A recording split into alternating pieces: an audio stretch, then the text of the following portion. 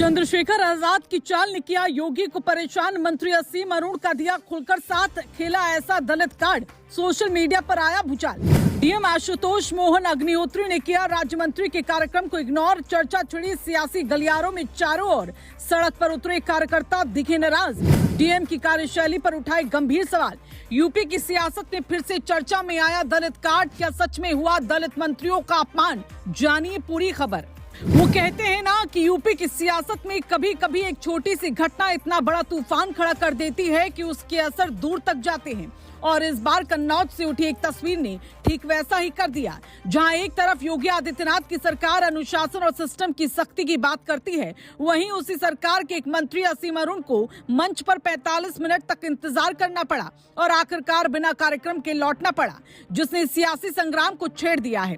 क्योंकि ये सिर्फ एक देरी नहीं थी, बल्कि ये वही चिंगारी बनी जिसने सियासत में आग लगा दी। और जैसे ही इस मुद्दे में चंद्रशेखर आजाद की एंट्री हुई, मामला सीधे सत्ता बनाम सम्मान की लड़ाई में बदल गया। दरअसल कन्नौज के रोमा स्मारक में आयोजित कार्यक्रम में असीम अरुण मुख्य अतिथि के तौर पर समय पर पहुंचे थे, लेकिन वहां न जिलाधिकारी मौजूद थे और न ही बड़े अधिकारी थे। बताया जा रहा है कि करीब 45 मिनट तक इंतजार के बाद भी जब स्थिति स्पष्ट नहीं हुई तो मंत्री नाराज होकर कार्यक्रम स्थल छोड़कर चले गए। ये घटना यहीं खत्म नहीं हुई, बल्कि इसके बाद मंत्री ने खुद सोशल मीडिया पर अपनी नाराजगी जाहिर करते हुए साफ कहा कि विकसित भारत और लेट लतीफी साथ नहीं चल सकते। ये बयान अपने आप में सिस्टम पर एक सीधा सवाल बन गया। लेकिन असली सियासी आग तब भड़की जब चंद्रशेखर आजाद ने इस मुद्दे को उठाया। उन्होंने इस घटना को केवल लापरवाही नहीं बल्कि जातिगत मानसिकता का उदाहरण बताया। उन्होंने सवाल उठाया कि क्या दलित समाज से आने वाले मंत्रियों के साथ ऐसा व्यवहार बार बार किया जा रहा है। उन्होंने इससे पहले बेबी रानी मौर्य के साथ हुई घटना का भी जिक्र किया और कहा कि ये कोई पहली बार नहीं है। यानी एक पैटर्न की बात उठाकर उन्होंने सीधे सरकार को कटघरे में खड़ा करने की कोशिश की। यहीं से ये मामला प्रशासनिक से ज्यादा राजनीतिक बन गया।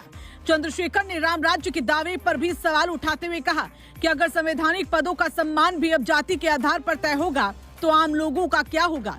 ये बयान सीधे तौर पर दलित वोट बैंक को साधने की कोशिश के रूप में देखा जा रहा है। वहीं दूसरी तरफ बीजेपी कार्यकर्ता भी सड़क पर उतर आए और डीएम आशुतोष मोहन अग्निहोत्री के खिलाफ प्रदर्शन शुरू कर दिया।